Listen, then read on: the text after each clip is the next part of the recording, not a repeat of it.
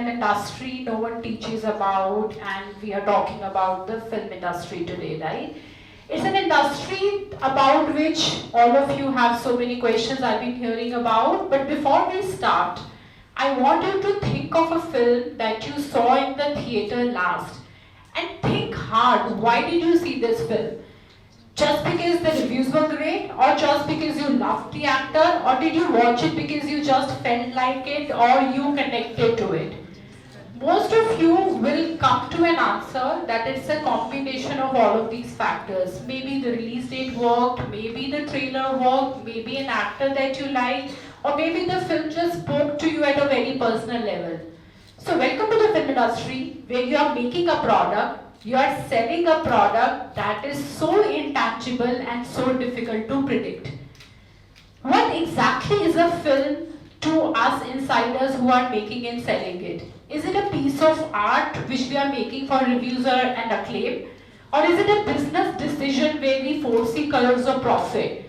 Or is it a cultural event which will bring us legacy forever?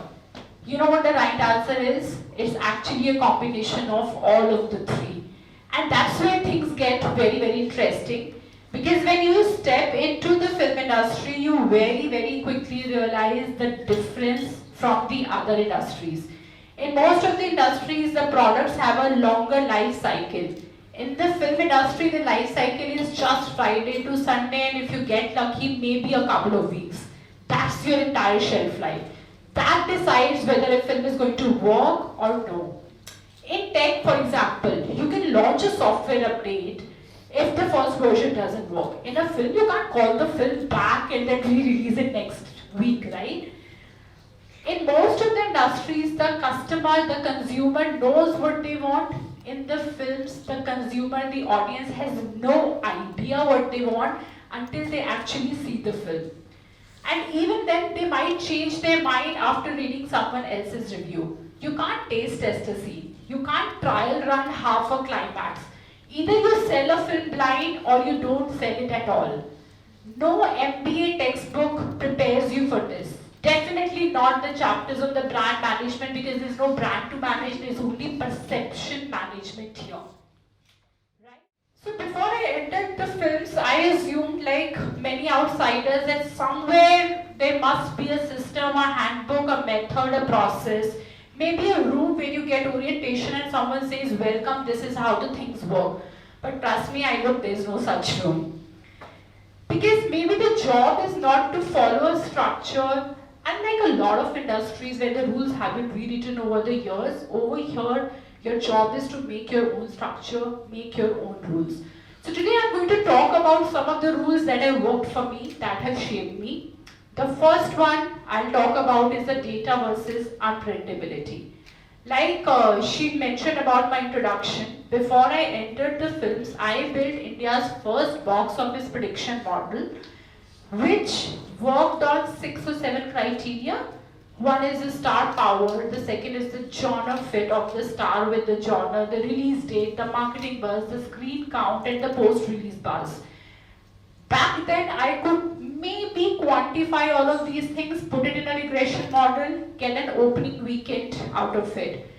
Very formal, very proper, very accurate, 95% of accuracy across 32 films, very impressive. But then I entered the industry.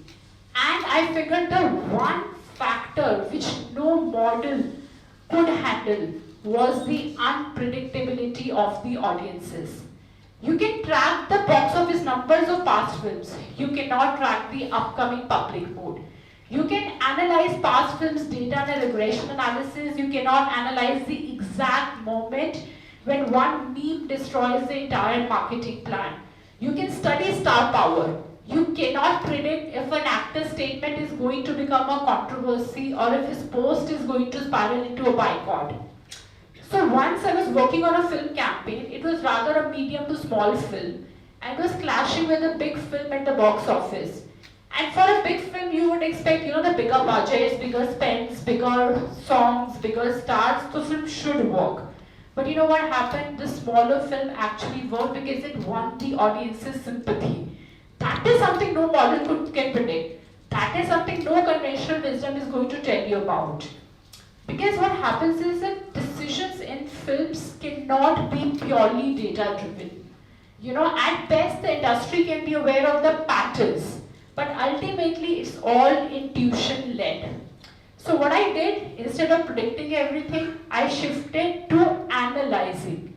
Analyzing fast, reacting faster, and building frameworks instead of the forecasts.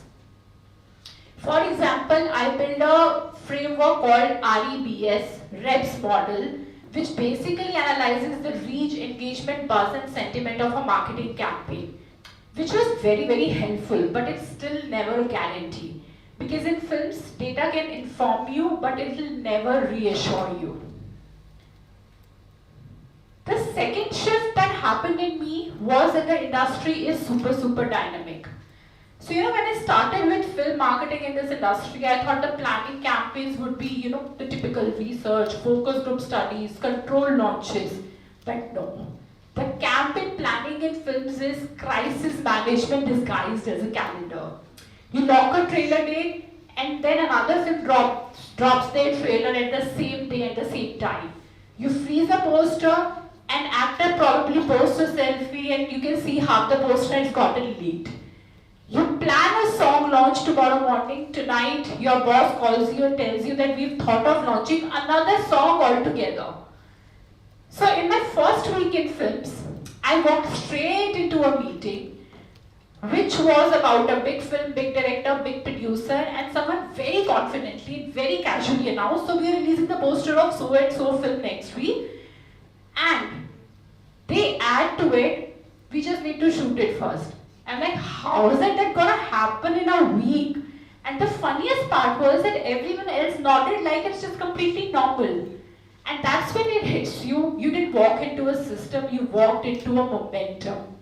And I used to think, maybe the system is flawed, maybe these people are unorganized, it'll get better with the next film, next producer, next studio, next actor.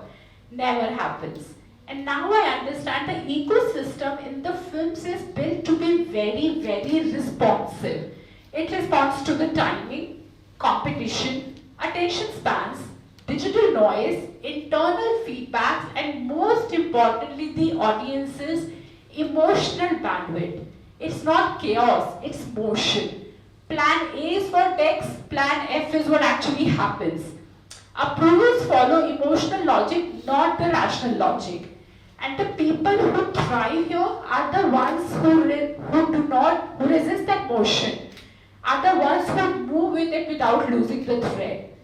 A very, very senior exec once had told me that box office is the only exam where syllabus keeps changing while you are writing it. And I laughed at that, but now I agree completely. The third shift that happened in me, that films is a very people-driven industry. Here's a part that no one prepares you for. Films are not made with an actual hierarchy, it's made with people and people dynamics. Because the thing is, ultimately films is a creative product that you are selling. So the 200 people who are on the sets every day and 100 people who are involved in the post-production and the marketing of the film, they all make and sell this product. So the vibe of the team, the passion of the team, the ambition of the team kind of translates into the audience emotion when you're presenting the film to the audiences, So you got to learn how to navigate this dynamics, and so many times it doesn't come with a designation. Like for example, director may have a creative authority but he's not the decision maker. The producer controls the budget but is not always the most influential. The star has the power but their assistant has the actual information. Half of the work doesn't happen in the proper conference rooms or meeting rooms. It happens in a vanity van, over a WhatsApp chat, over a chai sutta break, or over late night calls. So you learn very, very quickly that if you want to work in films, you have to read the rooms and not designations or profiles. You have to listen to the silence that happens in between the words. You have to understand everyone's intent, not just what they are saying out aloud as instructions. It's the emotional intelligence disguised as work. And once you see that, something in you kind of shifts permanently. Technical skill gets you in, people literacy is what will keep you there. The fourth shift that happened in me, that marketing in films is very, very emotional engineering. From the outside, you may study a film marketing and you say, oh my god, okay, so you launch the poster, you launch the trailer, you launch the song, and it's all done. But on the inside, all of us, whether we are marketing a 2 crore film or we are marketing a 200 crore film, we all are struggling with the same suspenseful question: will people come to the theatres on a Friday? Will people choose your film, choose to spend 2.5 hours, choose to spend rupees 400 per ticket, and turn up to theatres when their phones are flooded with all kinds of content, right? And the audience don't decide on any information in a very structured way because there's no information available to them. They've not seen the film yet, so how are they going to decide? Most of the times, they will decide on the mood, the vibe, the timing, the relatability, the curiosity, and sometimes just half the song that's stuck in their head all the week. So marketing is not just about persuading the audiences, it's also the alignment. Alignment to what people respond to, alignment to what audiences respond to. Like for example, there's a recent marketing campaign of a film which has finally worked at the box office. They released a teaser from the film, which is the most important scene from a film that they launched. And the scene did not work at all. They took a break, they took a beat, then they launched the first song from the film, fell flat. They launched the second song from the film, fell flat. And then they recalibrated and why is it not working? Then eventually they released a trailer from the film that kind of captured the mood of the audiences, the kind of genre that they're reacting to, the intensity of the emotion, which started picking up, and then eventually the songs also worked out, and then the film worked at box office. So what happens is, when a film's truth and audience's emotional state, when they match, something kind of lands. That's when a campaign stops becoming a push, it starts becoming a pull.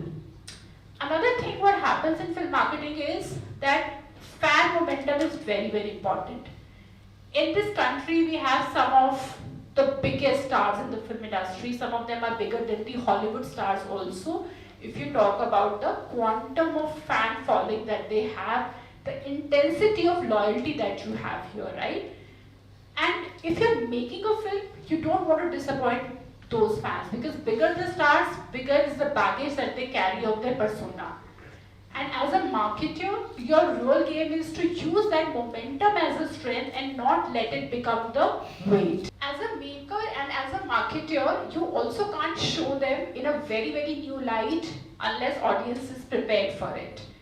Because the criticism is also much, much bigger if anything goes wrong. So most of the time, you're not just marketing the film, you're also managing the expectations and aligning to the fan emotion in real time.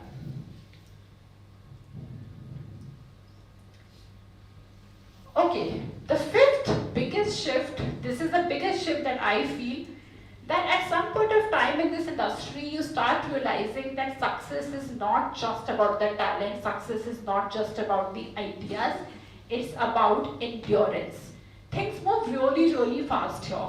Schedules shift, feedback evolves, cuts change, marketing pivots, and sometimes the film becomes different compared to how you started with it. Not because anything is wrong, but because filmmaking is a very living process. The resilience is not about being emotionally tough, it's about having the operational stamina as well. It's the ability to come back with the revised plans. It's the ability to keep the team aligned even when the path is not clear or linear. It's less fight the uncertainty and more stay functional inside it. And the same happens to careers also here. You'll meet a lot of actors who auditioned for 10 years before their first break. There are so many writers whose scripts were rejected 20 times before one producer said yes. People who left before the tides turned for them ended up regretting it. The pattern is very consistent. The talent gets you noticed, but stamina keeps you in the game long enough to matter. You'll see a lot of assistants become decision makers, a lot of junior writers, they become the showrunners, and people who almost quit become overnight successes simply because they stayed long enough for the opportunity to land. So in this industry, resilience is not just a personality trait, it's a long-term operating system. It's knowing I may not control everything, but I will still show up ready.